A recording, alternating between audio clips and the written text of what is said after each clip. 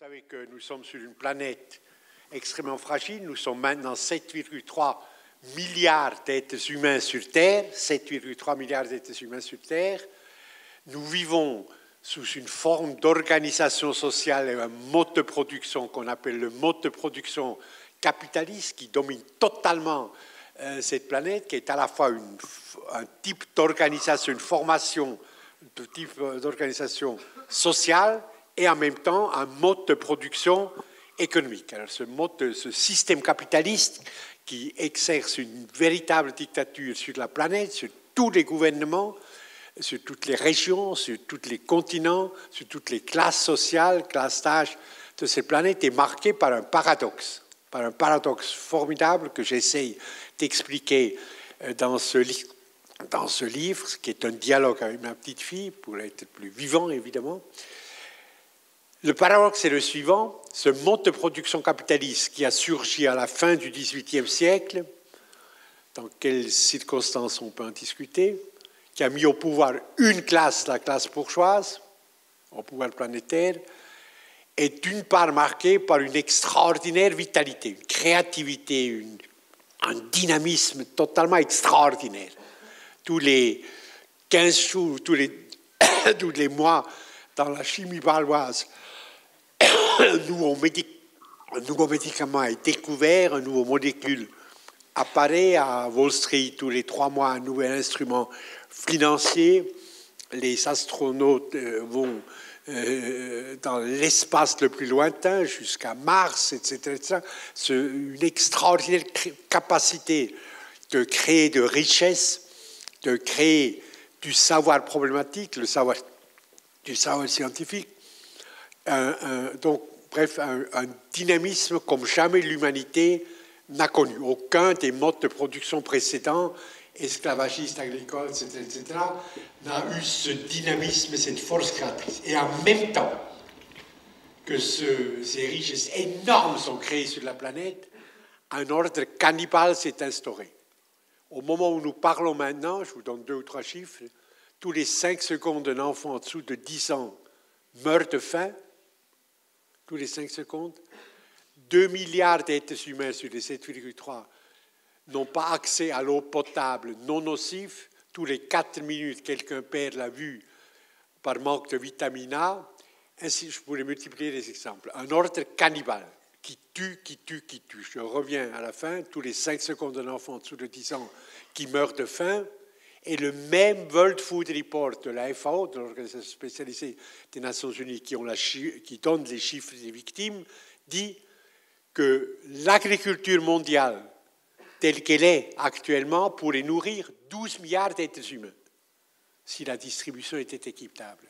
12 milliards d'êtres humains, donc pratiquement le double de l'humanité. Autrement dit, au début de ce millénaire, pour la première fois dans l'histoire des hommes, il n'y a plus de manque objectif. Il n'y a plus aucune quelconque fatalité pour ce massacre quotidien par la faim. Un enfant qui meurt de faim maintenant, où nous discutons, est assassiné. Et c'est cet ordre du monde cannibale qu'il faut changer, abattre radicalement, éliminer, avant qu'il tue la planète et l'humanité entière. Voilà. D'accord. Ça va Donc on va commencer avec, est-ce que vous pensez que le système capitalisme est propre à la nature humaine? Le capitalisme doit son succès incroyable, enfin, des oligarchies, certainement par le fait qu'il mobilise dans l'homme quelques-uns des talents ou des désirs les plus détestables, mais les plus efficaces, les plus dynamiques. Par exemple, l'accumulation, l'appât du gain, l'avidité, le goût du pouvoir, écraser l'autre, le goût de la concurrence, qui sont les ressorts psychologiques du capitaliste. Alors, si on ne fait pas attention, puis vous êtes des jeunes intellectuels, vous savez distinguer les tentations qui vous guettent personnellement, si on ne fait pas attention, en chacun de nous, il y a l'avidité, il y a la cupidité, Il a la volonté d'être plus rapide, plus puissant que l'autre, plus riche que l'autre, la jalousie, la concurrence, et tous ces sentiments détestables qui déshumanisent l'homme, qui sont le contraire de ce que cette école, parce que je viens de voir les affiches, c'est une école de la solidarité, de la réciprocité, de la complémentarité. C'est ça que vous apprenez ici. Et c'est ça que l'homme doit, je dis l'homme ou la femme doit être et doit devenir. Mais si on ne fait pas attention, je le répète, moi je ne suis pas meilleur, cette cupidité, elle est en embuscade en nous. Cette volonté de concurrence, d'être plus brillant que l'autre, plus fort que l'autre, etc. Et ces mécanismes-là sont à la base de l'accumulation capitaliste. Vous comprenez? Donc, je peux vous répondre, c'est vrai, le capitalisme répond malheureusement à des latences, à des forces totalement négatives, mais qui sont en nous et qui sont très puissants et qui apportent des satisfactions individuelles immédiates. Vous êtes le plus fort de la classe, votre vanité est flattée, etc. C'est satisfaisant. Donc le capitalisme est extrêmement dangereux par toutes ces dimensions, pas seulement qui détruit la planète par le climat, la biodiversité, les forêts qui sont rasées, mais qui détruit l'homme. Immanuel Kant, vous faites la philo, là, non? Alors Kant, le vieux Kant, 18e siècle, les Lumières allemandes, il dit « L'inhumanité infligée à un autre détruit l'humanité en moi. » Si vous acceptez sans réagir que tous les 5 secondes un enfant meurt de faim, vous trouvez ça normal. Si vous trouviez ça normal, eh bien, c'est l'inhumanité que vous infligez à l'autre, mais qui détruit en même temps l'humanité en vous. Voilà. Et est-ce que vous croyez que ces instincts naturels n'aidera pas à arrêter le capitalisme? Donc, ouais. Ben non, ce qui va... Donc, on part de l'hypothèse, qui pour moi est une certitude, que ou bien on arrive à détruire maintenant ce système capitaliste, ou bien nous courons un danger mortel au niveau de la planète, de l'environnement, de l'écosystème et des formes d'organisation politique des hommes. Je pourrais multiplier, si vous jetiez un coup d'œil sur ce livre, vous pourrez le feuilleter dans une librairie, le voler, etc., comme vous voulez, mais enfin, vous avez des exemples là-dedans. Par exemple, je prends rapidement, l'OMS, l'Organisation mondiale de la santé, a fait un rapport 2017 en octobre qui dit que 62% de tous les cancers dans les pays industrialisés, dans les pays de l'OECD, 38 pays industrialisés, 62% de tous les cancers de différents types dans les pays industrialisés sont dus à la destruction de l'environnement ou à la nourriture industrielle. Donc ce système capitaliste, ce mode de production tue même au cœur même riche du système. La Suisse est une île, c'est un archipel, c'est une île. Même ici, ce capitalisme est une menace évidente. Le climat qui se défait, où la maximalisation du profit des oligarchies fait que le mode de production, rien n'est fait qui puisse limiter ce profit. Donc l'extension de la destruction de la couche d'ozone continue. La biodiversité, 80% en 150 ans de tous les vertébrés sur la planète ont été détruits, ont disparu, etc., etc. Les forêts, dans les derniers 18 ans, la forêt amazonienne, qui est le poumon vert de la planète, du fait du déboisement pour l'élevage extensif, etc., a été réduit de 16%. Et ainsi de suite, ainsi de suite. Le mode de production capitaliste détruit la planète à une vitesse très rapide. Détruit la démocratie, qui est une formidable conquête de civilisation, puisque les oligarchies imposent leur dictature sur les opinions publiques, etc. Bref, ou bien nous arrivons à briser ce capitalisme et ouvrir la voie à une société plus juste, plus humaine, plus raisonnable, et on dira comment faire après, ou enfin, quelle perspective, ou bien c'est nous qui allons disparaître. Tout à fait possible que l'humanité disparaît. Il y a 2150 et quelques, 153, 2153 têtes nucléaires sur la planète distribuées à différents endroits, prêtes à être envoyées. Et le premier fou qui vient peut détruire, par l'hiver nucléaire, la planète. C'est ça la situation maintenant. Alors, ou bien nous détruisons ce système, et je dis détruire. Je vais m'arrêter tout de suite parce que je parle toujours trop. Bah oui, les professeurs. Enfin, je ne dis pas Madame Freeman, elle est très disciplinée, mais moi, les professeurs en général, ils parlent toujours trop. Juste un exemple. Puisque j'ai commencé par dire il y a un paradoxe, formidable créativité du mode de production capitaliste, formidable capacité d'inventer, de créer des biens, d'augmenter la richesse de la planète, etc. Et en même temps, ordre cannibale. Alors, souvent, on me dit, parce qu'avec à Paris, ailleurs, à Madrid, tout ça, j'ai fait des conférences sur ce livre, on me dit, mais alors, dans ce cas-là, puisque vous dites qu'il y a une telle dimension positive dans la créativité capitaliste, pourquoi ne pas l'humaniser, ce système? Pourquoi pas le réformer? Hein? Bon. C'est une erreur totale. Si vous regardez l'histoire des hommes, aucun système d'oppression ne pouvait passer, ne pouvait être humanisé, adapté, réformé. L'esclavage, qui a régné pendant 350 ans sur le monde occidental, transatlantique, etc., l'esclavage qui a 420 millions de personnes déportées, etc., il fallait l'abattre. On ne pouvait pas réformer l'esclavage, faire moins d'esclaves, etc. Ou bien un homme est un homme, ou certains hommes, les Noirs, etc., sont des choses qu'on peut vendre, acheter, tuer, etc. etc. L'esclavage devait disparaître. Et il a disparu.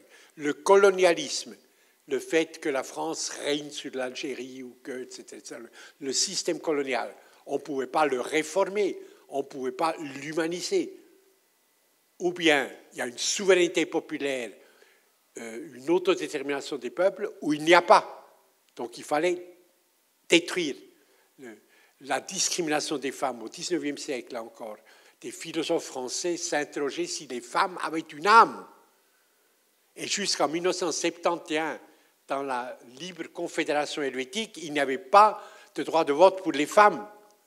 Eh bien, la discrimination des femmes civiles, politiques, etc., ne pouvait pas être réformée, réduite un peu, rendue acceptable. Non.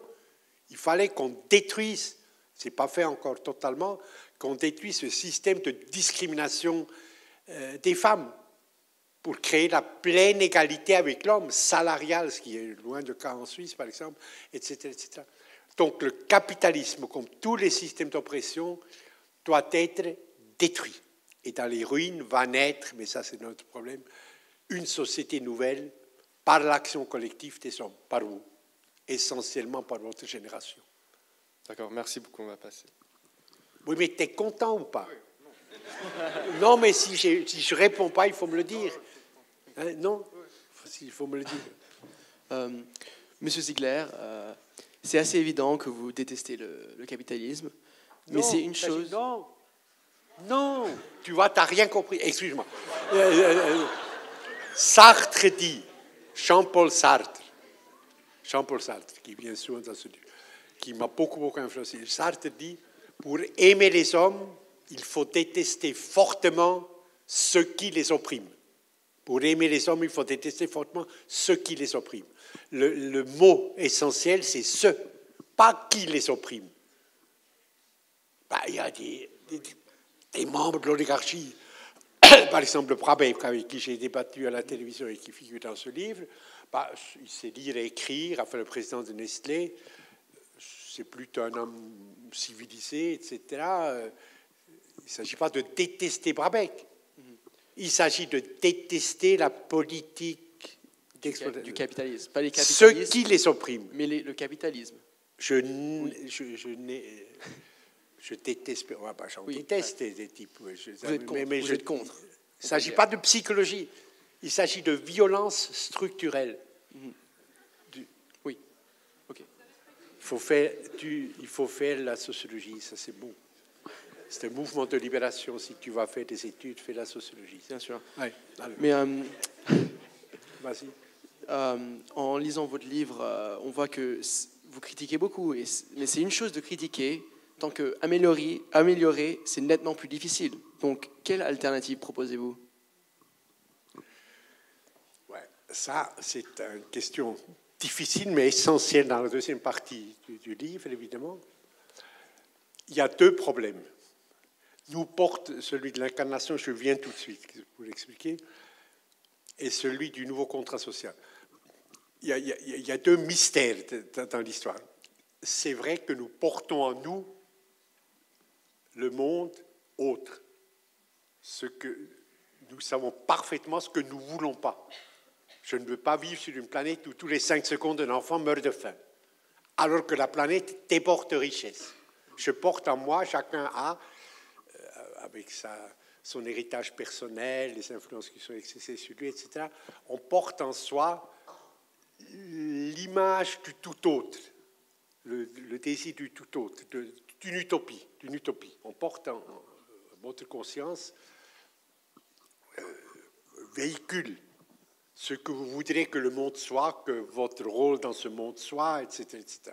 Une utopie qui, pour l'instant, est propre à votre conscience. Alors, le grand problème, c'est le problème de l'incarnation. À quel moment et dans quelles conditions historiques une idée devient-elle force matérielle, mouvement social, force matérielle, force historique? Ça, c'est tout le temps, ça s'est passé dans l'histoire. Ça s'est passé dans l'histoire, tout le temps. Que tout à coup, mystérieusement, mais en sociologie, là, le problème de l'incarnation pour Bourdieu, pour enfin, beaucoup de mes amis, on a beaucoup réfléchi, ça reste un mystère.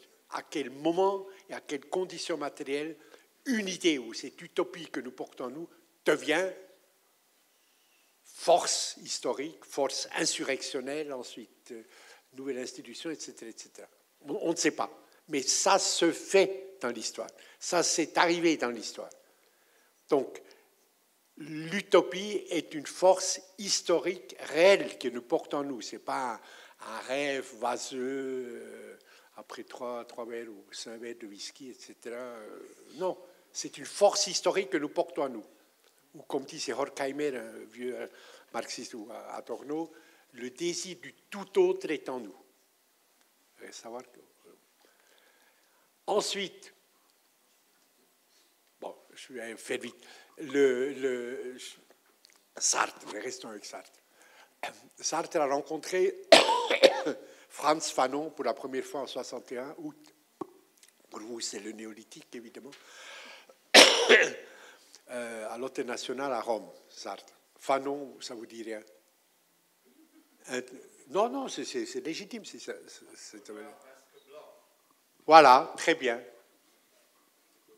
Parfait, félicite. Ou Les damnés de la terre. C'est un autre livre de Fanon.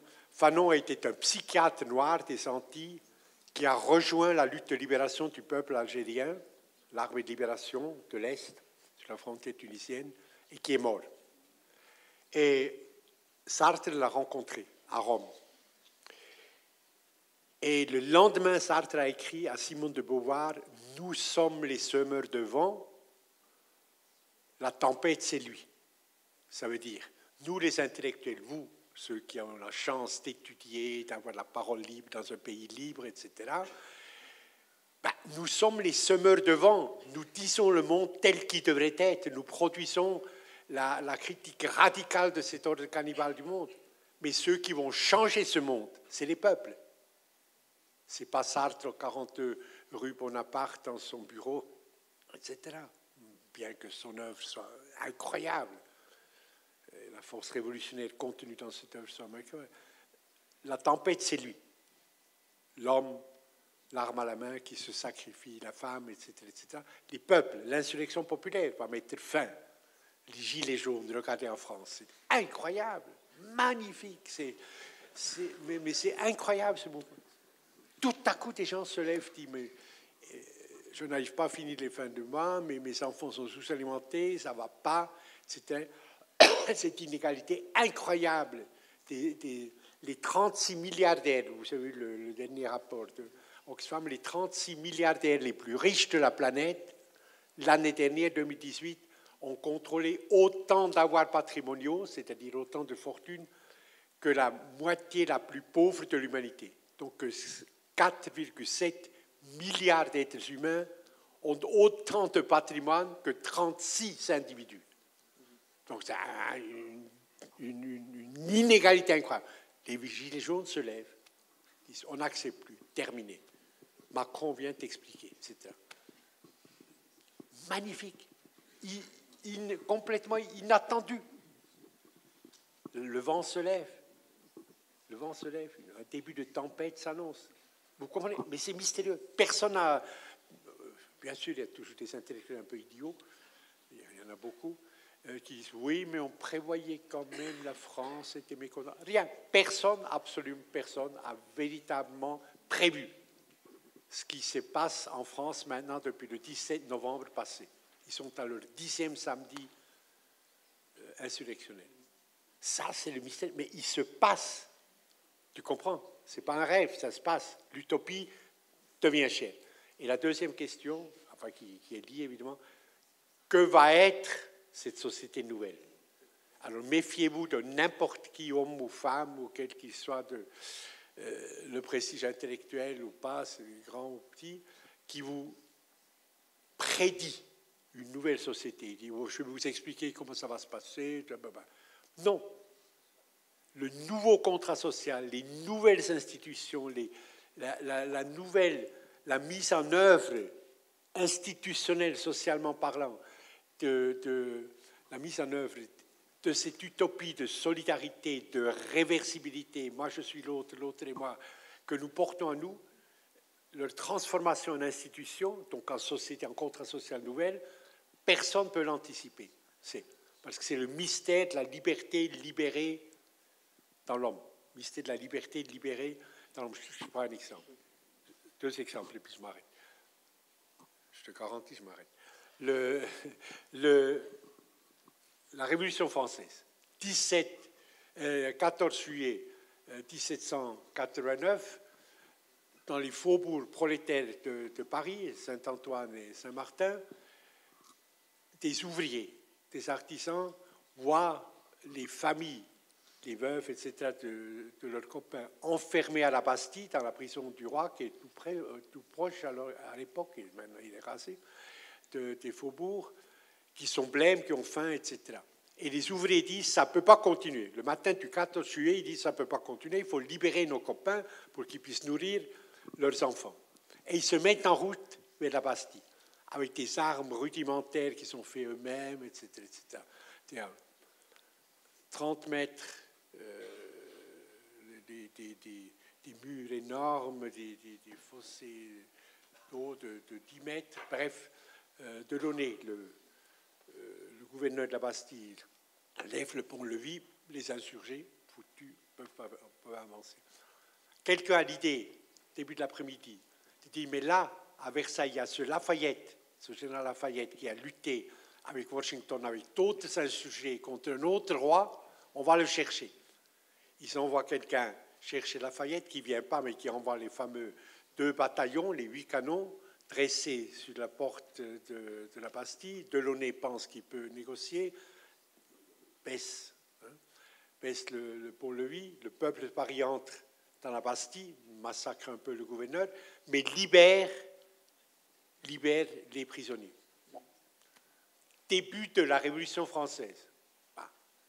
Si ce soir-là, du 14 juillet 1789, un mec de la tribune de Genève était placé sur les bords de la Seine, à peu près de la Bastille, prenant un des insurgés par le veston, disant « Citoyen Dupont, alors dites-moi maintenant, quel est le texte de la Constitution de la Première République française, qui vient 4 ans plus tard, ou le texte du discours du Champ de Mars, enfin, séparation Église et l'État. On voit bien, c'est absurde. Le chemin se fait en marchant. Personne ne peut anticiper ce que la liberté libérée dans l'homme va créer comme contrat social nouveau, comme institution, etc. Grand mystère. Mais ça se fait.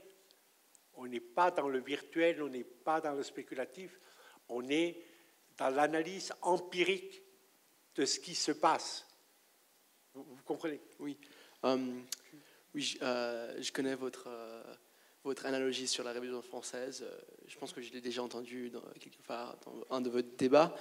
Mais pensez-vous pas que c'est trop facile de pousser les gens vers l'insurrection? Là, maintenant, le peuple, il est plus intelligent que ça. On a besoin d'un cadre, on a besoin de lueur, on a besoin d'espoir.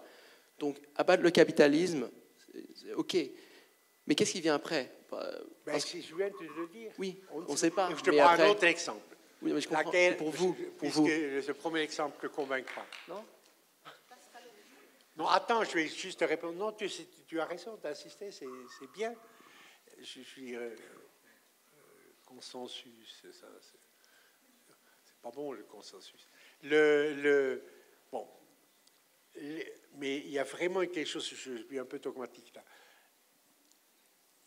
Barcelone, guerre civile espagnole, est tombée en septembre 1939. Parmi les derniers groupes de survivants républicains qui ont traversé le Pertuis, il y avait Antonio Machado, très jeune à l'époque, grand poète. Et il s'y flottait. Et à côté de lui marchaient les blessés, etc. Et ses copains lui disaient « Mais tu es fou, Antonio, qu'est-ce qui se passe? Derrière nous, Barcelone brûle, nous avons perdu la guerre, tant de nos copains, hommes et femmes, massacrés, etc. etc. Et toi, tu es plein d'optimisme, etc. » Et c'est là où Machado conçoit ce poème qui est devenu mondialement célèbre, Caminante no hay camino, el camino se hace al andar, son tus velas, etc. Vous connaissez tout ça. Homme qui marche, il n'y a pas de chemin. Le chemin, ce sont tes pas qui le font. Ce sont tes pas qui le font. C'est ça, l'histoire se passe de cette façon-là. Personne ne peut anticiper la société nouvelle incarnant l'utopie que nous portons nous. Ni comment et à quel moment elle va se concrétiser, ni de par quelles institutions, par quel contrat social, etc., par quelle idéologie de légitimité elle va se matérialiser. On ne le sait pas, c'est tout. Ni toi, ni moi, ni personne ne le sait. Ni ton professeur de philosophie, même s'il prétend le contraire. Voilà. Moi, je ne t'ai pas convaincu. Non, mais je comprends. Oui, mais tu es convaincu, quoi. Je veux que j'en pense. Pas trop loin, pas trop longtemps. Alors, enfin, dis-moi. Alors, vous êtes contre des idées capitalistes, mais vous vivez dans un pays capitaliste. Comment? Vous vivez dans un pays capitaliste. Alors, oui, est-ce que cela ne vous dérange pas de faire partie de ce système? Bien sûr. Bon, je vais dire 2 ou 3 choses comme ça, un peu pour mettre en place. Le terme de globalisation ne veut rien dire. C'est vrai que la dictature des oligarchies capitalistes règne sur la planète. C'est une dictature totale, surdéterminée complètement. Et puis je donne un multiple. Que ce il règne sur la planète. Mais le thème de... ce n'est pas un système global qu'il a créé, mais un système d'archipel. Il y a des îles de bien-être formidables, comme la Suisse, incroyable, avec un revenu par tête habitant de plus de 40 000 francs, enfin, incroyable. Il y a des privilèges de liberté. On a un territoire de 42 000 km², la Suisse, dont 60% seulement sont habitables. Le reste, c'est des montagnes et des glaciers. On est moins de 10 millions. Et on est la 6e puissance la plus riche de la planète. Enfin, revenu par tête habitant selon la Banque mondiale. la Suisse est un îlot préservé. Pas totalement, puisque la destruction de la pollution, la destruction du climat, les cancers induits par la destruction de l'environnement et l'alimentation industrielle nous affectent aussi. Hein. On n'échappe pas au système, mais on est dans un îlot de prospérité et de liberté. Formidable. Vous êtes blancs, moi aussi, etc. Les blancs sont 13% de la population du monde. Depuis 500 ans, ils dominent cette planète. C'est 13% qui sont blancs. Alors, je sais tout ça, comme vous le savez, l'incroyable privilège immérité qui est le nôtre. En plus, vous êtes dans une école formidable, vous vous équipez intellectuellement, vous partez dans la vie avec une instrumentalité bien supérieure à l'instrumentalité de 95% de vos contemporains, des enfants qui ont le même âge, un privilège incroyable. Bon, évidemment, ça crée de la mauvaise conscience, ces privilèges. Parce que vous connaissez le monde, bon. Mais la seule réponse, c'est la responsabilité. C'est d'utiliser les armes que nous avons à cause de cette école qui va vous faire, au niveau cognitif, faire des progrès formidables, au niveau de l'équipement intellectuel que vous recevez ici, qui vous permettra, au niveau de la raison analytique, de comprendre le monde, d'identifier l'adversaire, de comprendre pourquoi ce monde doit être changé radicalement, etc., etc. Ce privilège-là, il faut l'acquérir, il faut l'utiliser, il faut faire les meilleures études incroyables. C'est vrai que vous êtes toujours privilégié et la mauvaise conscience va avec le privilège, parce que pourquoi moi, c'est le hasard. Ce qui nous sépare, c'est ce que je dis toujours, ce qui nous sépare des victimes, c'est le hasard de la naissance. C'est le hasard de la naissance, rien d'autre. Vous seriez la fille d'un coupeur de canne à sucre au nord-est du Brésil, vous auriez une attente de vie de 42 ans, vous êtes suissesse ou européenne, vous avez une attente de vie de 83 ans, donc le double, vous avez un espace de vie double de si vous étiez la fille d'un coupeur de canne à l'intérieur du Pernambuco, vous auriez été vert dans le ventre, vous n'auriez aucun accès vous seriez soumis à l'arbitraire des propriétaires, etc., etc. Qu'est-ce qui fait que vous êtes fille de bourgeois dans une école d'élite à Genève, dans un pays libre, et pas fille du coupeur de canne? C'est le hasard. C'est le hasard, ou si vous êtes chrétien, vous dites c'est la providence. Enfin, en tout cas, pour le sociologue, c'est le hasard. C'est en tout cas pas votre mérite, ni le mien. Hein? Alors, Monsieur Ziegler, même si le capitalisme provoque la mort de beaucoup de gens, il a quand même contribué à améliorer le niveau de vie pour la majorité de la population mondiale. Donc, est-ce qu'il faut absolument éliminer le capitalisme et perdre ses bienfaits? Il faut l'éliminer pour toutes les raisons que j'ai dit, pour ouvrir la voie à un avenir humain, etc. Mais sauvegarder, bien sûr, les capacités intellectuelles, technologiques, etc., etc.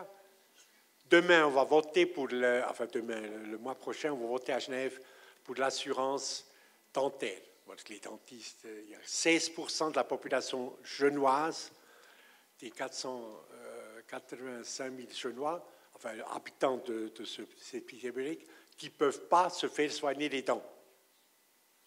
16%. Si vous êtes le gosse de quelqu'un de famille pauvre, vous avez des caries, vous perdez les dents, vous souffrez, vous n'avez pas l'argent. Bon. Les partis de gauche ont proposé de créer une assurance publique pour que les pauvres puissent aller chez le dentiste. Bon. Alors mon dentiste, c'est la folie ce que vous avez fait là, etc., etc. Ça va démobiliser les dentistes. Etc. Ben non. Mais non, un médecin, un dentiste, un avocat, un ouvrier, n'importe qui, ben il a une conscience, il fait son travail. C'est pas un appât du gain, c'est pas un singe qui court après le saucisson. c'est quelqu'un qui est habité par sa profession. L'enseignant, il enseigne parce que c'est sa vocation, parce qu'il veut transmettre, créer de la conscience, etc. Donc, abolir l'ordre cannibale ne signifie pas abolir la capacité créatrice de la société. Au contraire, c'est de la libérer totalement et surtout de rendre les fruits accessibles à tous. Vous parlez de briser le capitalisme, vraiment de les détruire. Est-ce que vous pensez que la violence pour détruire le capitalisme est nécessaire? Et est-ce que vous êtes d'accord avec l'utilisation de la violence pour détruire le capitalisme? Oui, évidemment, c'est aussi une question importante. Le rôle de la violence.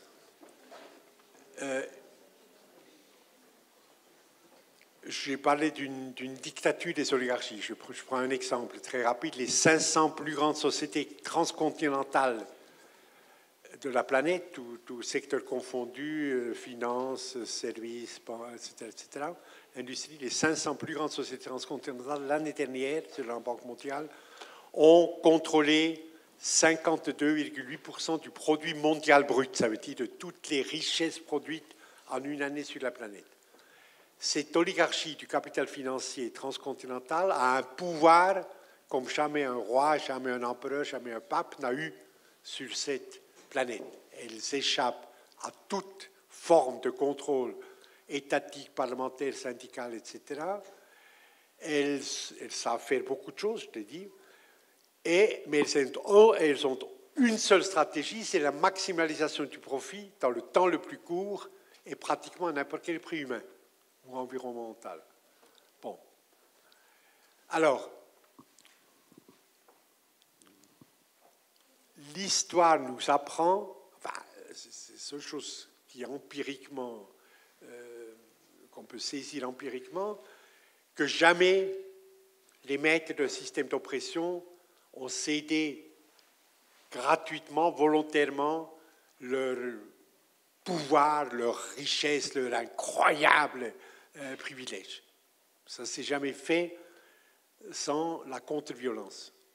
Ils sont toujours tentés d'écraser par la force. Ben oui. Et donc, la résistance, à un certain moment, au moment paroxystique, probablement, si on regarde l'histoire, je ne peux pas le savoir,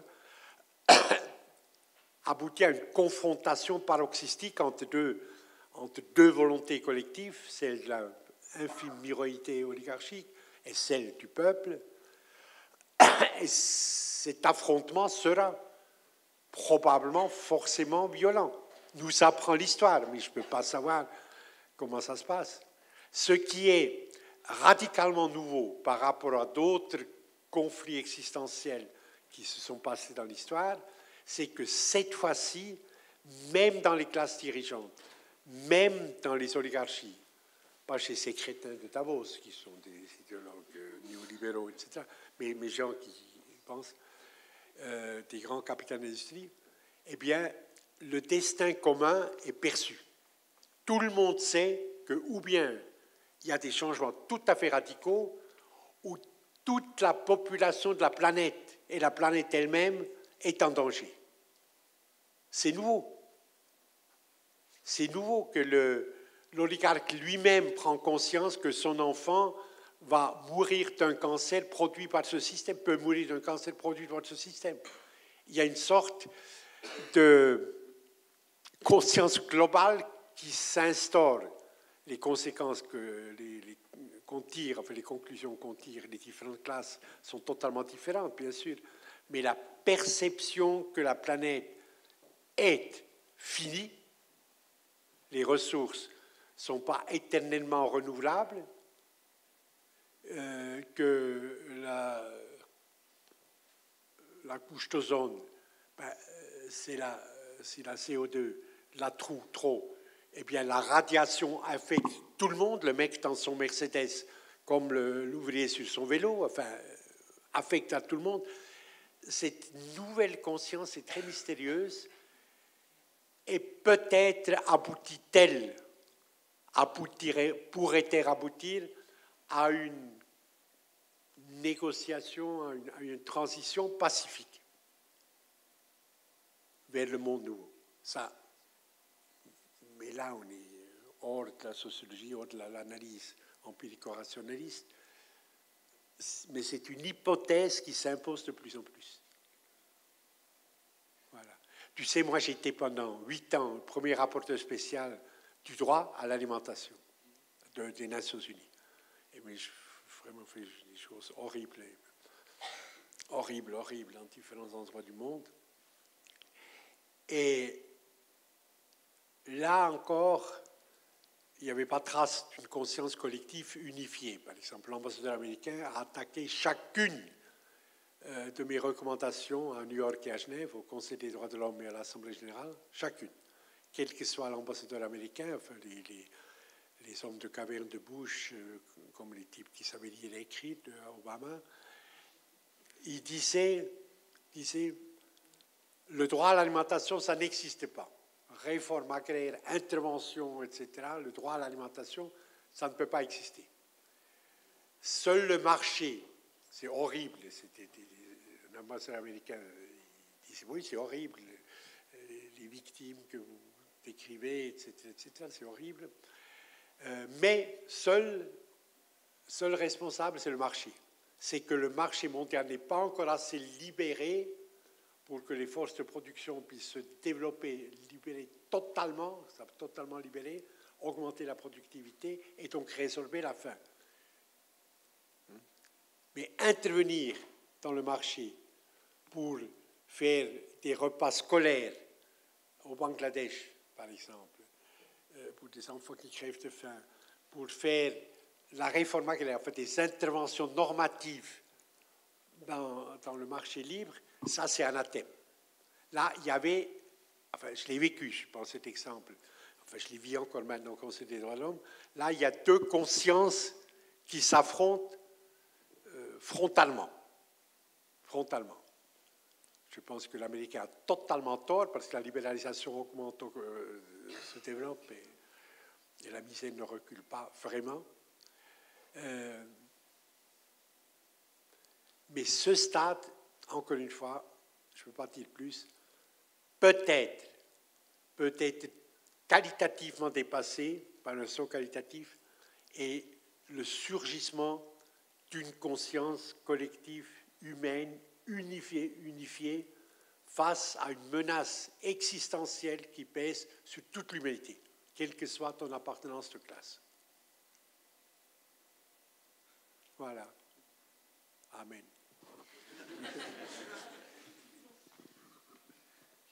Alors, pensez-vous pas que le capitalisme peut être rendu plus socialiste comme dans les pays nordiques?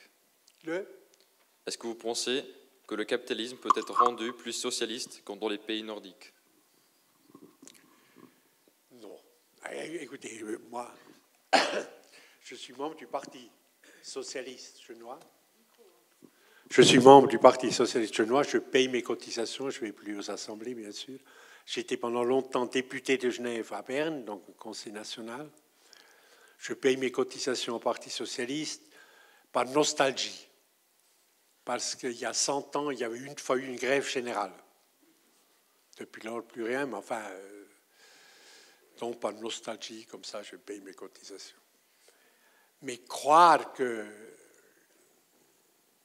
Moi, j'étais longtemps aussi au conseil exécutif de l'Internationale socialiste, quand j'étais jeune, il y a 200 ans, et Willy Brandt, qui était président, ça ne vous dit plus rien, Willy Brandt, qui était l'ancien chancelier d'Allemagne et pendant 17 ans ensuite président de l'Internationale socialiste, à nous les jeunes, à l'époque, les jeunes, à Jospin, etc., puis Hollande, qui était le porteur de serviettes de Jospin, et il disait, soyez patients, votation en votation, élection en élection, les gens vont comprendre qu'on a raison, qu'on peut vaincre l'injustice, on va pouvoir faire des lois qui corrigent, etc., etc.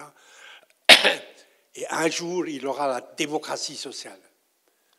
Je l'ai cru pendant longtemps. C'était évidemment une erreur totale, parce que pendant ce temps, l'oligarchie a amassé ses forces de contrainte, son incroyable richesse, etc., etc. La dictature se solidifiait et la démocratie reculait, et l'aliénation de nos consciences.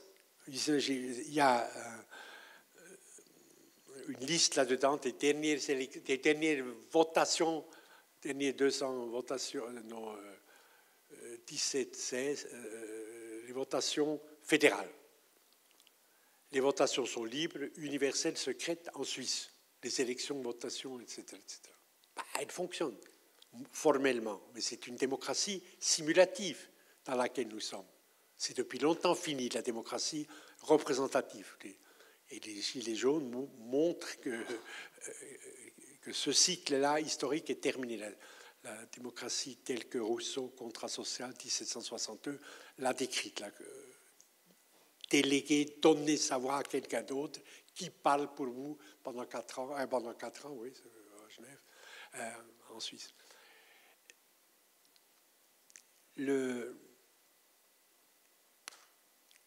C'est difficile de résumer. L'aliénation, c'est quand ta conscience est bétonnée par une idéologie dominante. Et l'idéologie dominante, c'est l'obscurantisme néolibéral qui dit,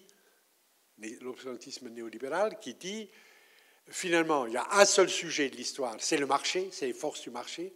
Les forces du marché fonctionnent selon des lois naturelles comme la gravité, etc. Et tout ce que l'homme peut faire, c'est de s'adapter au marché.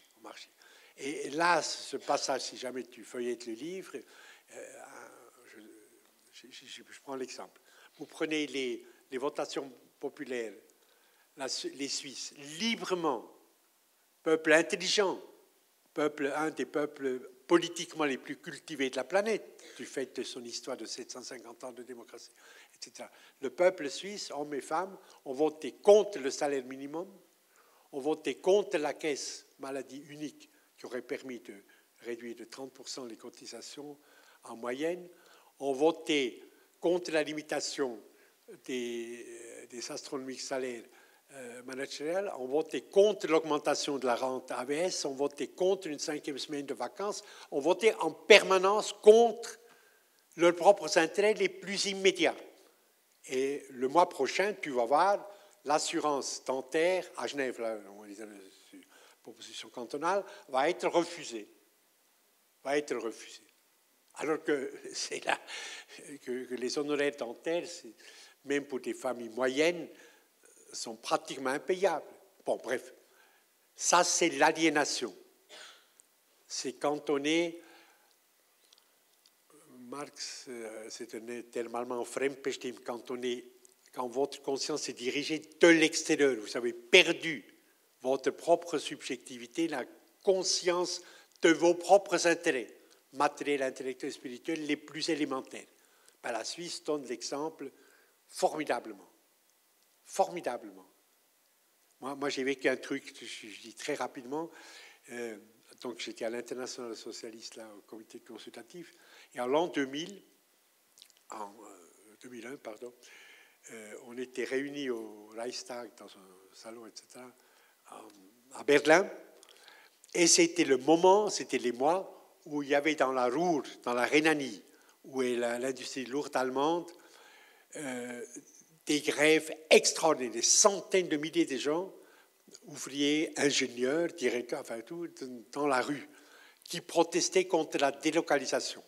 Parce que les propriétaires de ces usines avaient vu qu'ils pouvaient gagner encore plus d'argent s'ils payaient des salaires à Taïwan ou même en Hongrie, etc. Donc ils délocalisaient l'industrie lourde allemande, de l'acier, etc., etc.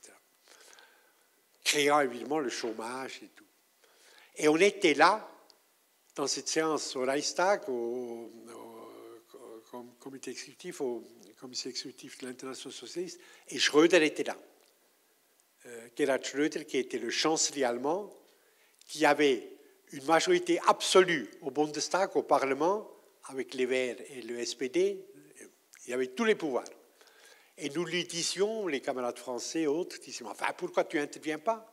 Tu n'interdis pas la délocalisation au nom de la lutte contre le chômage, puisque ces usines sont rentables.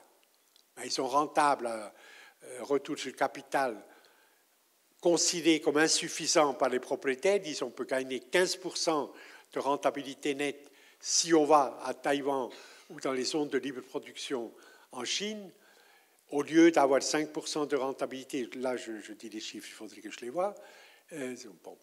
Et Schröder nous répondait, et là je le cite textuellement d'après les procès-verbaux, Schröder disait, mais on ne peut pas intervenir dans le... Vous avez raison, c'est scandaleux, délocalisation, mais intervenir dans le jeu des forces du marché, c'est anathème. C'est dangereux, c'est pas possible, on ne peut rien faire. Je regrette ce que font les patrons, mais intervenir, les empêcher normativement par un vote démocratique de l'État démocratique allemand, l'Allemagne est la plus grande démocratie et la plus vivante d'ailleurs de ce continent, la troisième puissance économique du monde, c'est impossible, c'est anathème, c'est dangereux. Ça, c'est l'aliénation. Quand un soi-disant socialiste qui a tous les pouvoirs pour intervenir normativement contre l'oligarchie ne le fait pas par conviction, il ne le fait pas par conviction, ça c'est l'aliénation. Et ça, c'est là que vous avez du travail, je vous signale. Jeunes intellectuels, quel que soit le métier que vous choisirez, cette théorie de la légitimité néolibérale, de la toute-puissance d'un marché autonome non soumis à la volonté des hommes, doit être détruit analytiquement. Dire ce n'est pas vrai. L'homme reste le seul sujet de l'histoire, etc., etc. La lutte des classes, c'est le seul moteur de l'histoire, etc. C'est à vous de le mettre en œuvre, de convaincre vos contemporains, concitoyens, où que vous soyez dans le monde, pour dire le monde tel qu'il est. Là, vous avez une tâche essentielle, et c'est pour ça qu'il faut vraiment travailler un peu à l'école, là, pour vous équiper intellectuellement. Parce que la raison analytique ne fonctionne pas dans la gymnastique dans le ciel bleu, c'est un travail qui a besoin d'instruments conceptuels, etc. Donc, il faut vraiment tirer le maximum que vous pouvez de l'enseignement que vous recevez, des discussions entre vous, des lectures, etc. Et ensuite mettre en œuvre cette raison analytique radicalement critique pour briser cette aliénation dont souffrent mais des multitudes de gens, de bonne foi en plus. Enfin bref, tu as compris. Voilà. Merci. Et est-ce que d'après vous, une solution pour résoudre les problèmes du capitalisme, et en particulier le fait que le capitalisme divise les gens, pourrait passer par le développement d'un vrai sens de la communauté dans les villes, par exemple en créant des villes plus petites et autosuffisantes? Dites-moi. En créant des villes plus petites et plus autosuffisantes, est-ce que vous pensez que ça pourrait... Je ne comprends pas la question, dites-moi. Non, Donc, est-ce que d'après vous, une solution pour résoudre les problèmes du capitalisme, et en particulier le fait que le capitalisme divise les gens, pourrait passer par le développement d'un vrai sens du communauté dans les villes, par exemple, en créant des villes plus petites et plus autosuffisantes? C'est intéressant, c'est Rousseau. Vous avez travaillé sur Rousseau? Oui, dans le contrat social, il y a ces fameux chapitres sur la taille de l'État, où il dit finalement la démocratie ne peut fonctionner que dans des petites entités. Oui, il pense évidemment à Genève, puisque c'est bien que Genève l'ait expulsé dès l'âge de 20 ans, il ne voulait même plus le cadavre. Hein, quand il faut le faire. Hein. À l'époque, l'oligarchie genevoise, c'était calviniste, là, c'était féroce. Il était, pratiquement tous les exemples, il les prend de Genève. Et son grand-père était un des grands révolutionnaires du début du 18e, de l'insurrection de Saint-Gervais, etc. Des ouvriers à Saint-Gervais, qui était le quartier ouvrier à l'époque. Et Rousseau dit, finalement, la solution, c'est des petites communautés. Parce que c'est dans la petite communauté que le citoyen ou la citoyenne peut prendre croiser le magistrat dans la rue, d'ailleurs, enfin le porteur du pouvoir dans la rue, le prendre par le veston et lui écoutez, quand même, vous avez décidé ceci, cela, je ne suis pas d'accord et tout ça. C'est-à-dire la source sacrée du pouvoir, c'est le conseil général. Enfin, il y a une rue du conseil général, parce que le palais électoral était à côté. C'était le Conseil général, l'Assemblée des citoyens, siège de tout pouvoir souverain. Et cette Assemblée des citoyens ne pouvait exercer son pouvoir de critique, de contestation, évidemment, uniquement s'il vivait dans des communautés où les porteurs ou porteuses à l'époque du pouvoir étaient physiquement accessibles, dans une petite ville qu'on les croisait, qu'on pouvait, etc. Ça, c'était l'idée de Rousseau et c'est votre idée aussi. Oui, oui. Mais ça c'est de la gymnastique dans le ciel bleu, quoi. Parce que, Paris a 11 millions d'habitants, Ciudad Mexico 15. Enfin, la démographie est ce qu'elle est aujourd'hui.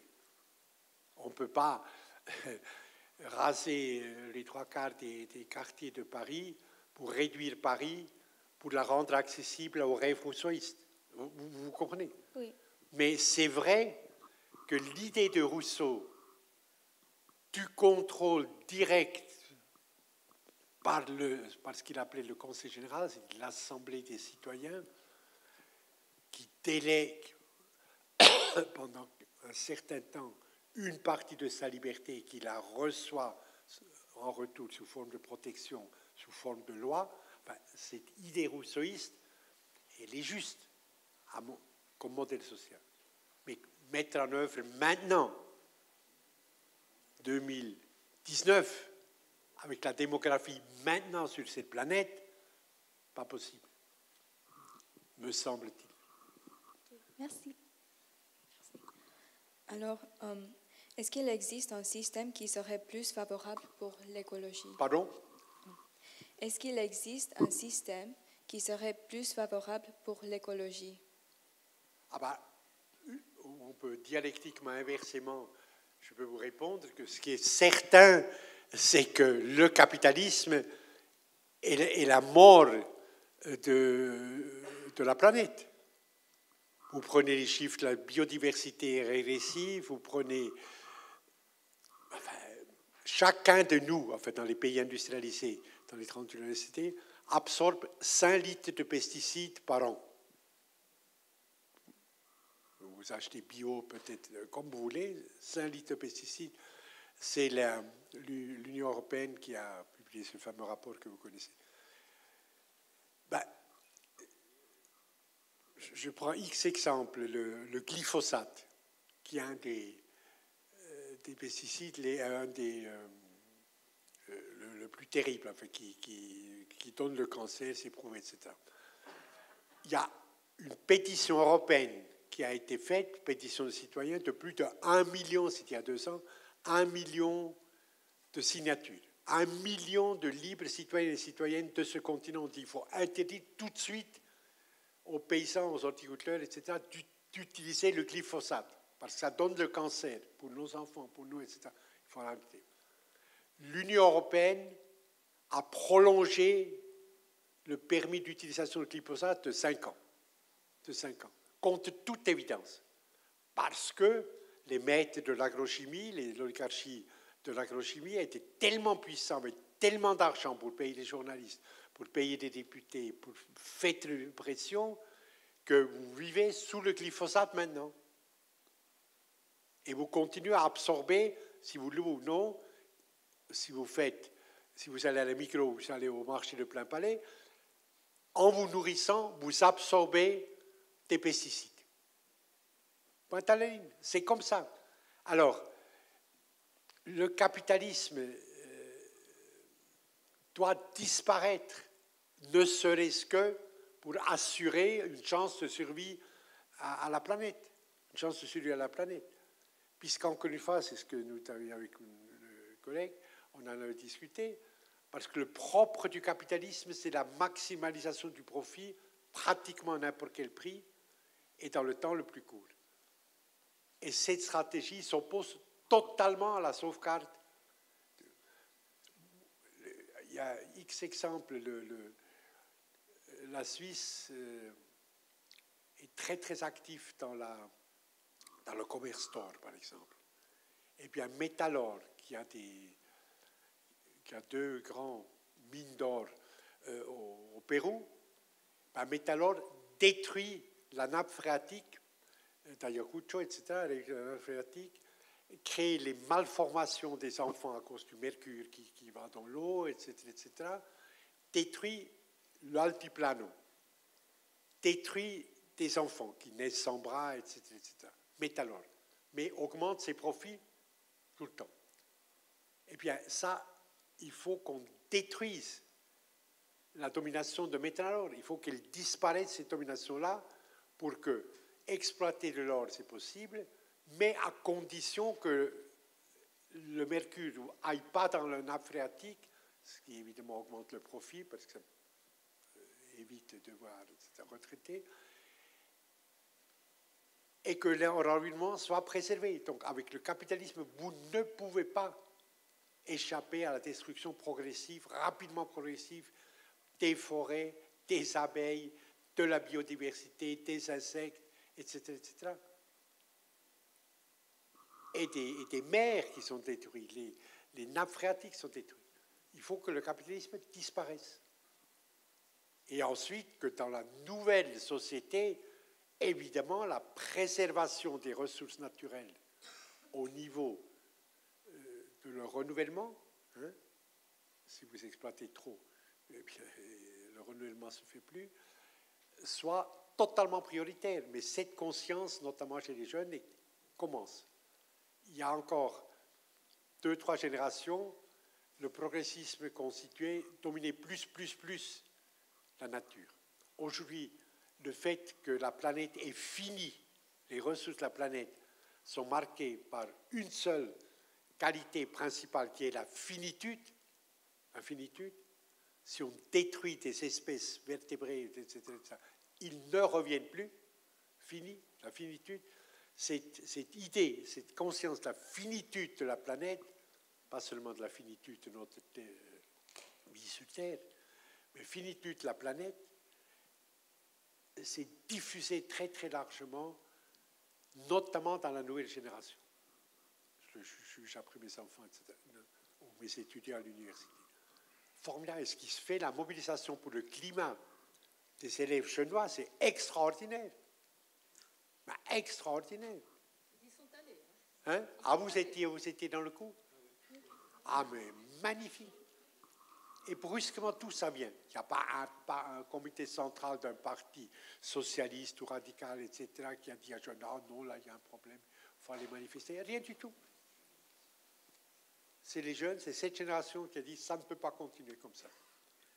Les abeilles sont foutues, les insectes réduits de 80% les espèces, les forêts tropicaux en Malaisie ailleurs réduits. On ne veut plus de ça. Et ils se sont manifestés comme sujets collectifs de leur propre histoire. Chapeau, miracle, magnifique, ça va continuer. Monsieur Ziegler, on va prendre quelques questions dans la salle peut-être. L'école internationale comme foyer révolutionnaire. Ah bah écoutez, ça ne serait pas la première fois. Hein. Ça vous crée des problèmes, non? Non, je ne pense pas. Je pense que les gens qui sont ici... Le directeur va pas dire là. Vous pensez? Moi, je ne sais pas. Vous seriez surpris. On va prendre quand même quelques questions dans la salle. Il y a des personnes qui sont intéressées. Alors, monsieur... Vous avez parlé du fait qu'aucune oligarchie dans l'histoire n'ait cédé ses pouvoirs volontairement. Et ça m'a fait penser à l'exemple du roi du Bhoutan qui a cédé son pouvoir absolu à un parlement, il me semble. Je ne suis pas spécialiste de la question, mais peut-être que vous en savez plus. Et aussi sur leur paradigme de produit, de bonheur brut, qui est leur but avant de mettre le produit intérieur brut. Et donc, j'entends que c'est une dictature, j'entends que c'est une utopie. Est-ce que vous pouvez nous parler du Bhoutan et dans quelle mesure ça pourrait nous aider à être un bon exemple ou un mauvais exemple à suivre? Merci.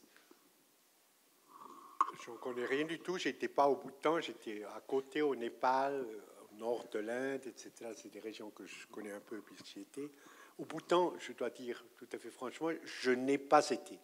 J'ai appris par des documentairement, donc par des sources secondaires, qu'il y a un roi qui s'est défait de certains de ses pouvoirs, des pouvoirs absolus,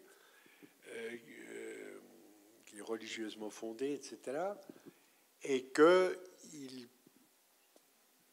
a ce projet de créer une mesure qui est le droit au bonheur. Bah, ça, c'est pas nouveau. Hein. Vous avez raison, j'ai les mêmes informations que vous. Vous savez que les révolutionnaires américains, le 4 juillet 1776, vous savez ce qui s'est passé. Washington a perdu contre l'armée anglaise, coloniale anglaise, la bataille de Newark. Washington, le commandant en chef des insurgés, et a eu une extraordinaire intuition. Il a envoyé un messager à Philadelphie où étaient réunis les représentants des 13 États qui formaient les premiers qui vont former les premiers États-Unis, et qui leur a dit, c'est maintenant qu'il faut proclamer l'indépendance. C'est maintenant, à ce moment-là, au moment de la défaite. Et Jefferson, Benjamin Franklin, etc., ont proclamé la déclaration d'indépendance, dont la préface ou le prologue est la Déclaration des droits de l'homme. La Déclaration des droits de l'homme. Et le premier article, c'est The Right to Happiness. Le premier article des pères fondateurs de Philadelphie, au moment de l'effet, c'est le droit au bonheur, à la recherche, à la poursuite of happiness. Le droit, chaque être humain, du moment qu'il arrive sur Terre, a un premier droit consubstantiel qui est le droit de rechercher son bonheur. Et ensuite, le deuxième article dit, et si un gouvernement l'empêche de poursuivre son bonheur, eh bien, il faut renverser le gouvernement. Pas mal, il faudrait qu'il relise un peu sous Trump cette histoire. Hein. Mais c'est incroyable comme texte. Alors, la deuxième déclaration des droits de l'homme, celle de 1789, droits de l'homme et du citoyen des révolutionnaires français, a malheureusement biffé le droit à la poursuite du bonheur. N'existait plus. Et dans la déclaration qui a maintenant 70 ans, universelle des Nations Unies, du 10 décembre, on a fêté les 70 ans le 10 décembre dernier, 10 décembre 48, le droit à la recherche du bonheur est éliminé. Mais cette idée, vous avez tout à fait raison de l'évoquer, qu'un des droits, ou le premier droit, quand on arrive sur Terre, c'est d'avoir le droit de rechercher son bonheur. Et que la société ne doit pas faire autre chose que de créer les conditions matérielles de la réalisation du bonheur commun, de chaque être humain et collectivement. Ça, c'est une magnifique idée. Mais je pense que ça n'enlève en rien l'analyse que j'ai faite tout à l'heure, que la lutte paroxystique de la lutte des classes, planétaire de classe, la phase paroxystique va être une phase violente.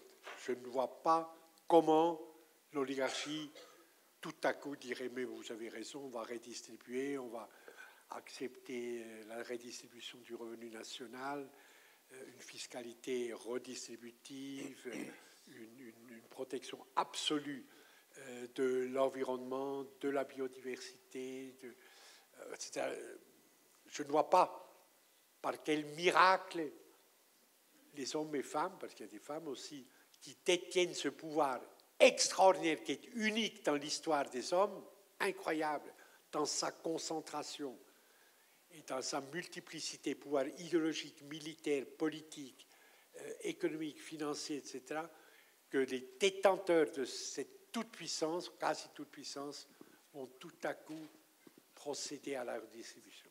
Je ne le vois pas, mais ça ne veut pas dire que vous n'avez pas raison de poser la question. Voilà. Bonjour, Jean.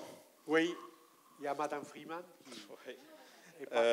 Tazim, nous nous sommes connus il y a exactement une année. dans mon village à Verzenay, quand tu es venu dans le salon du livre. Oui. Je t'avais demandé pourquoi tu n'es jamais venu à l'école internationale. Et tu avais dit que je n'ai jamais été invité. Oui. Et aujourd'hui, j'ai dû insister beaucoup. Professeur, quoi. J'ai juste une remarque à te poser, une petite question. Tu avais cité, mais aujourd'hui tu n'as pas peut-être étonné nos élèves avec quelque chose d'assez dramatique. Tu avais dit que cette économie, et que je cite le bullshit economy, produisent 1,5 milliard d'êtres humains, et moi je le prononce avec beaucoup de respect. Tu avais dit le mot 1,5 milliard de déchets. Et comment, avec cette jeunesse qui est là aujourd'hui, les adultes, les élèves adultes en devenir, que tu donnerais un peu l'espoir à cette jeunesse? Voilà.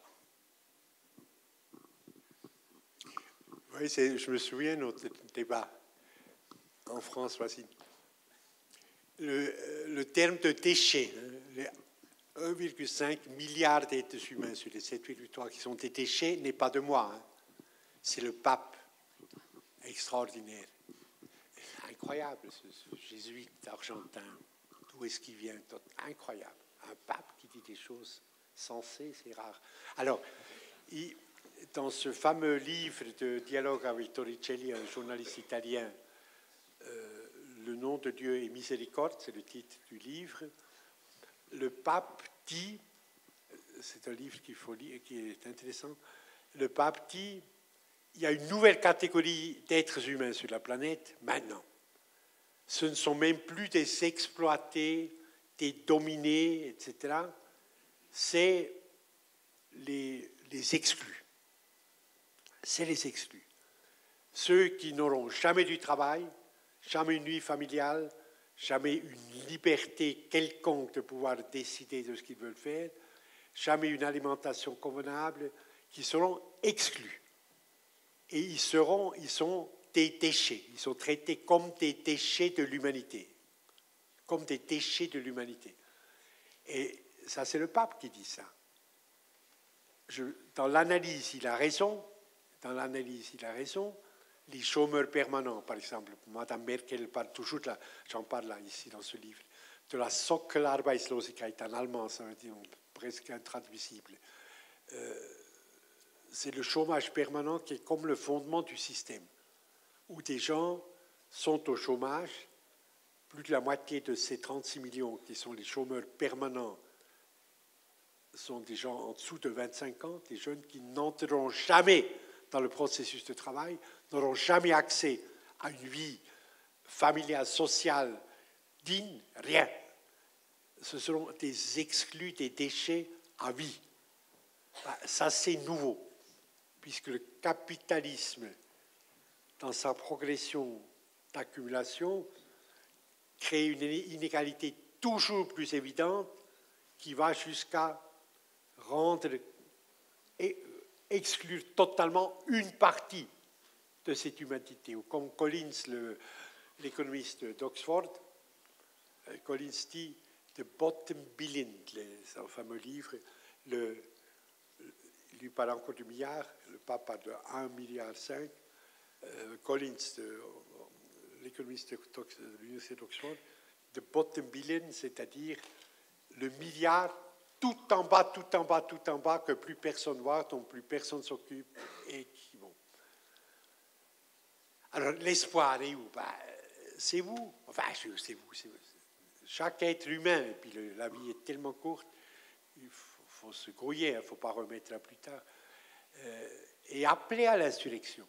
Et vous, je vous regarde, enfin, vous avez une chance, mais incroyable, d'être dans une école où il y a 140 nationalités, où la solidarité, la réciprocité, la complémentarité, comme modèle de relations humaines, est la base même de l'enseignement, de la vie ensemble, vivre ensemble, etc.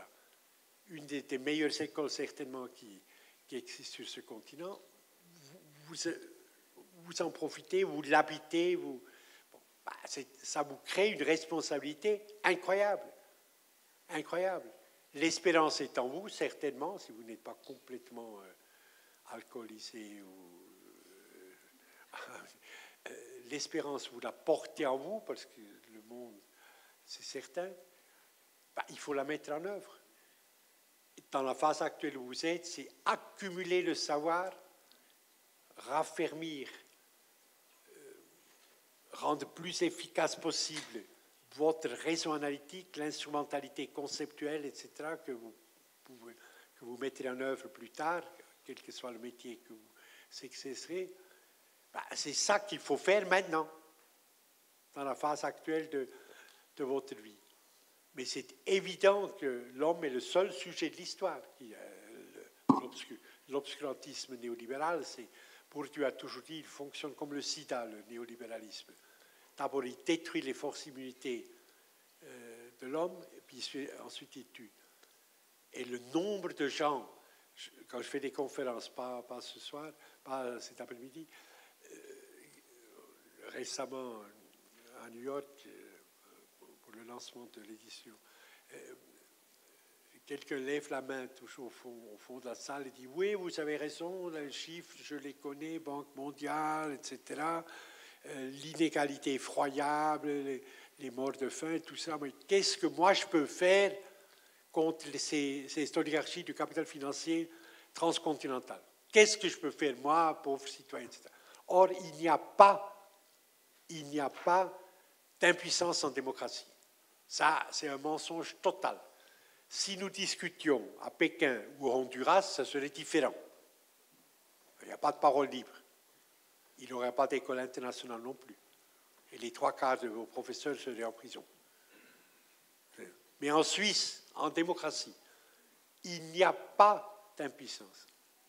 Tous les mécanismes, par exemple, qui tuent par la faim, la spéculation boursière sur les biens alimentaires, le surendettement des pays les plus pauvres, le rapt des terres, 41 millions d'hectares l'année dernière sur le continent africain, volés par les hedge funds, par les grandes banques, etc. Tout, vous prenez n'importe quelle structure d'oppression créatrice de morts, de massacres, je reste avec le problème de la faim, où vous le saisissez analytiquement, n'importe quelle structure, elle est faite de main d'homme et peut être détruite, renversée, brisée par les hommes. En démocratie, il n'y a pas, je le répète, il n'y a pas d'impuissance. Dans le passé, vous avez à plusieurs reprises imputé la hausse des prix des produits alimentaires dans les pays en développement à la spéculation financière dans l'Occident. Pourtant, la corrélation entre la prévalence de sous-alimentation dans le monde, dans le monde et le volume commercial du marché de maïs est fortement négative. Êtes-vous ouvert à la possibilité que la hausse de spéculation est le résultat d'une augmentation de la demande poussée par les progrès vers les objectifs du millénaire et non pas le contraire?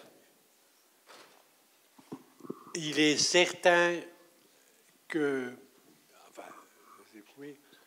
la spéculation immobilière, la spéculation sur les biens boursières, sur les biens alimentaires, fait augmenter les prix. C'est évident. Vous pouvez à l'UBS, si vous allez à la rue du Rhône, acheter des certificats sur le riz, par exemple. Vous pouvez investir, acheter des certificats sur le riz et attendre et faire un profit par le riz qui augmente, etc. Alors, je prends que les aliments de base. On appelle aliments de base le maïs, le blé et le riz. Ces trois aliments couvrent 85% des besoins alimentaires mondiaux. Et leur prix est fait par le jeu du marché, et plus précisément par le jeu boursier du marché. Et de ces 85% d'alimentation mondiale qui sont des aliments de base, la moitié est le riz. La moitié est le riz. Alors, je vous donne quelque chose que j'ai vécu. Quand j'étais rapporteur spécial pour le droit à l'alimentation, je devais faire une des missions les plus compliquées.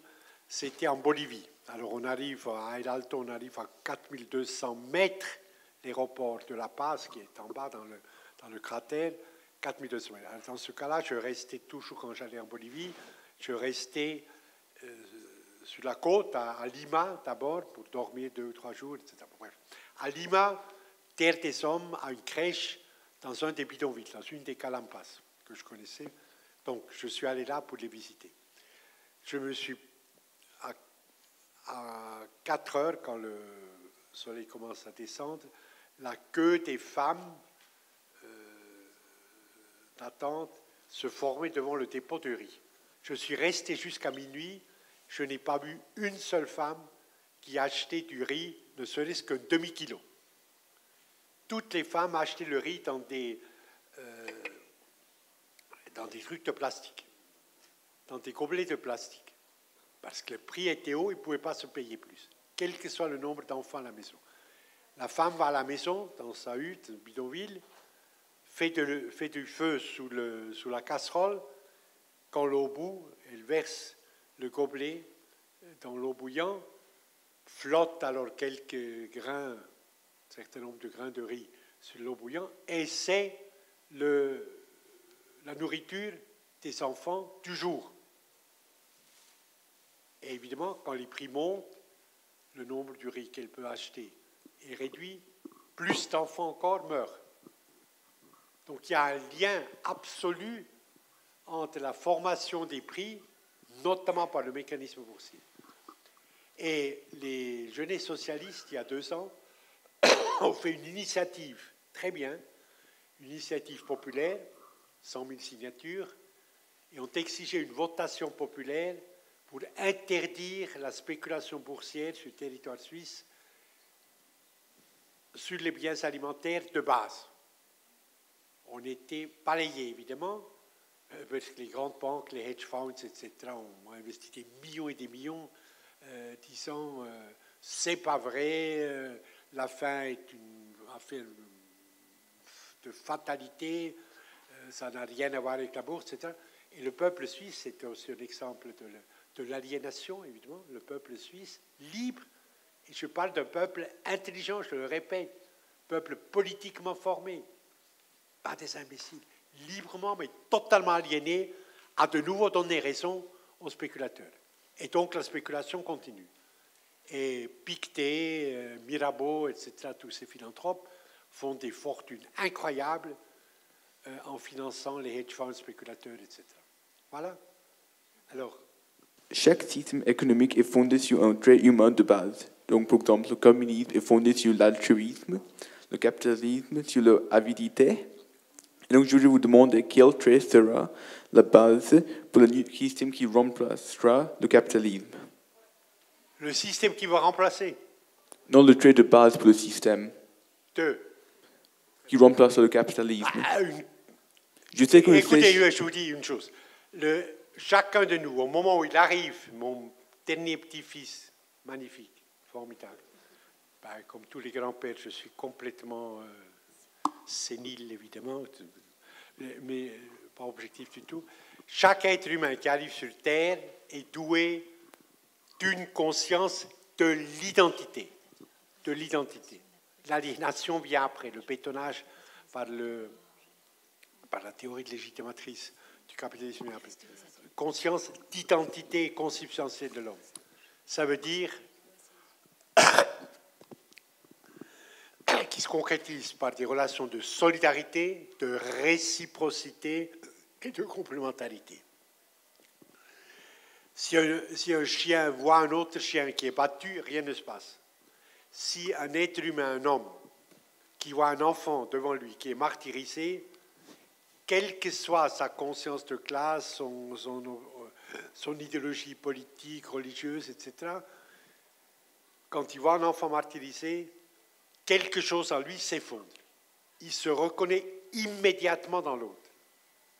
Ça c'est la conscience de l'identité qui aujourd'hui, je le répète pour la 3e fois, qui aujourd'hui est recouvert, bétonné par cette idéologie néolibérale que j'ai évoquée tout à l'heure, qui est bétonnée, qui est donc aliénée et qui fait que nous avons des comportements contraires à notre propre intérêt. Parce que notre propre intérêt, c'est la paix, c'est l'amour, c'est la réciprocité, c'est la compréhension de l'autre, la sécurité que ça provoque. Hein.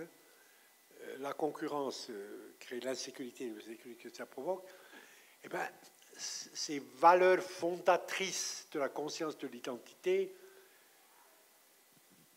c'est la base du monde à venir. Ou bien en prenant cette sortie-là, qui débouche sur le monde tel qu'il est affiché sur les affiches de l'école internationale. Le mot solidarité, je l'ai croisé au moins 3 fois depuis que j'ai passé le portail. Alors, c'est la seule chose qui me semblait essentielle de comprendre. Ce n'est pas une formule rhétorique qu'un professeur particulièrement intelligent a rêvé une nuit et dit « Oh, je vais faire une affiche ». C'est la condition même de la vie humaine sur Terre. La solidarité. L'égalité n'est pas un terme, c'est un terme rousseauiste, mais qui n'est pas réaliste. Personne n'est égal à l'autre. On est plus grand, on est en santé, pas en santé, etc. Les conditions sont tous différentes. C'est donc la complémentarité de chacun, comme le manifeste communiste dit magnifiquement, de chacun selon ses capacités, pour chacun selon ses besoins. Ça, c'est la complémentarité, la réciprocité. Ben, c'est ces relations-là qui sont les seules qui vont assurer à l'humanité sa survie. Les seuls. Il n'y a pas d'autres. Voilà. Merci beaucoup, Monsieur Ziegler. Je vous suis très reconnaissante au nom de l'École internationale, des étudiants, des parents, des professeurs.